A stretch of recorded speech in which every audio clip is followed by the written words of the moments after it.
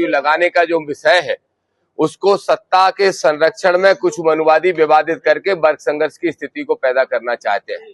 हम सभी संविधानवादी साथियों ने, आजाद समाज पार्टी भीम आर्मी के एक कार्यकर्ता ने ये निर्णय लिया है कि हम संकल्प यात्रा के माध्यम से पूरे प्रदेश में जाएंगे और 15 मार्च को ग्वालियर पहुंचेंगे लाखों की संख्या में, और ग्वालियर पहुंच के बाबा साहब की स्टेच्यू लगाने का काम करेंगे।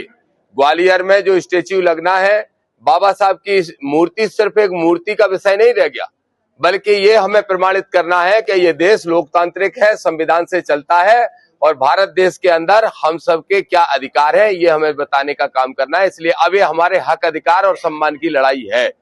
हम ग्वालियर पहुंचेंगे, 15 मार्च को बाबा साहब की स्टेच्यू लगाने का काम करेंगे। दूसरा जो विषय है, यूजीसी का मुद्दा है। आप सबने देखा 2 दिन पहले भीम आर्मी के कॉल पे पूरे प्रदेश के हमारे हजारों सैकड़ों कार्यकर्ता पहुंचे और आंदोलन किया। उसमें जो पुलिस का व्यवहार था वो निश्चित रूप से तानाशाही रवैया को प्रकट करता है। जो वाटर कैनन का इस्तेमाल किया और वाटर कैनन का इतना वेग रखा कि हमारे कार्यकर्ता उड़ उड़ के सड़कों पे गिर रहे थे। तो मैं पूछना चाहता हूं मोहन यादव से, लाठियां भी चलवाई, 10-20 लोग हमारे घायल भी हुए, उनका कोई उपचार नहीं कराया गया। और हम सभी प्रमुख नेताओं को, लगभग 1 सैकड़ा नेताओं को, आदरणीय विनोद अम्बेडकर जी को, आदरणीय विधायक जी प्रजापति जी को, आदरणीय अनिल भाई को, आदरणीय अमर सिंह जी को, आदरणीय राय सिंह बौद्ध साहब को, सुनील बैरसिया जी को, सत्येंद्र विद्रोही जी को और हमारे अस्ते जी और सब साथियों को गिरफ्तार करके ले गए।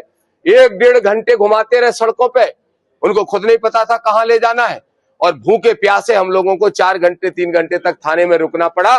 ये पुलिस का व्यवहार निंदनीय भी है और इसके लिए हम पुलिस कमिश्नर से मांग करते हैं कि वहां पे तैनात अधिकारियों के खिलाफ सख्त कार्रवाई करें, नहीं तो हम कोर्ट जाएंगे और इनको सबक सिखाने का काम करेंगे। देखिए, सवर्ण समाज का बस चले तो वो एट्रोसिटी एक्ट भी खत्म करवा दे।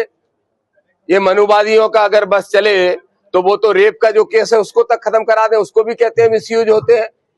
दहेज एक्ट को भी खत्म करवा दे। इस देश के अंदर शोषित वंचित जो समाज है उसकी सुरक्षा के लिए एक सुरक्षा कवच सरकार को देना चाहिए, वही सरकार ने देने का काम किया। हम इसका स्वागत करते हैं और समर्थन में खड़े। आदरणीय चंद्रशेखर आजाद जी ने 11 तारीख को जंतर मंतर पे लड़ाई लड़ी, 12 तारीख को भाई सुनील बैरसिया के आह्वान पे, भीम आर्मी के आह्वान पे हम सब साथियों ने लड़ाई लड़ी और इसको जारी रखेंगे। फिर से कह रहे हैं 19 मार्च के पहले फिर से एक बार सीएम हाउस का घेराव करने का काम करेंगे। कौन से ताकतें जो बाबा साहब की मूर्ति रोक रही है वहां पे? वही मनुवादी ताकतें हैं जो इस देश के अंदर मनु विधान से इस देश को चलाना चाहते हैं, जिनका ये ख्वाब है कि इस देश में 3% लोग 97% लोगों पर राज करेंगे। लेकिन ये ख्वाब कभी नहीं पूरा होगा। धीरेन्द्र शास्त्री जैसे लोग, प्रदीप मिश्रा जैसे लोग, और एक और बाबा बन गया आजकल जो नेतागिरी में था, नरोत्तम मिश्रा जैसे लोग जो नवग्रह मंदिर की नौटंकी कर रहे हैं। मैं नवग्रह मंदिर पे और बोलना चाहता हूं। आप सब बताइए, प्राण प्रतिष्ठा के दिन ही एक महिला की मौत हो जाती है, तो क्या प्राण प्रतिष्ठा करेंगे? अगर ये वास्तव में प्राण प्रतिष्ठा करना जानते तो उस महिला के अंदर प्राण डाल देते तो मैं मान जाता।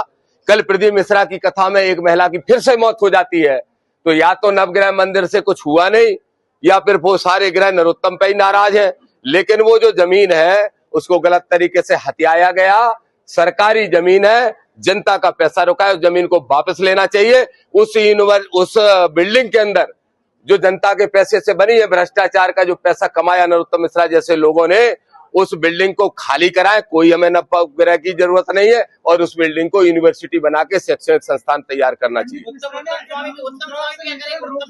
जी देखिए, रुद्राक्ष वितरण करके करेंगे क्या रुद्राक्ष? वो कहते हैं कि रुद्राक्ष पहन लो, बेलपत्र चढ़ा दो तो पास हो जाओगे बिना पढ़े।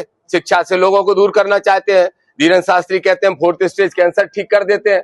कुछ दिन बाद आप देखोगे नरोत्तम भी ऐसी कोई भविष्यवाणियां करने का काम करेंगे। इनकी राजनीति जब बंद हो जाती है तो ये धर्म का धंधा करने लगते हैं। ये धर्म के धंधेबाज हैं। इन सबको सबक सिखाएंगे, इनको जेल भेजने का काम करेंगे। उत्तम स्वामी का नाम आया अभी। मैं नहीं जानता कौन है, बहुत से चिरकुट बहुत कुछ कहते रहते हैं। एक और इम्पोर्टेंट बात बता दूं, ये जो यात्रा है, जो आज से संकल्प यात्रा यहाँ से शुरू हो रही है, वो यात्रा उस दिग्विजय सिंह के क्षेत्र में भी जा रही है जिनका बेटा कह रहा था कि यूजीसी का नियम गलत बना है।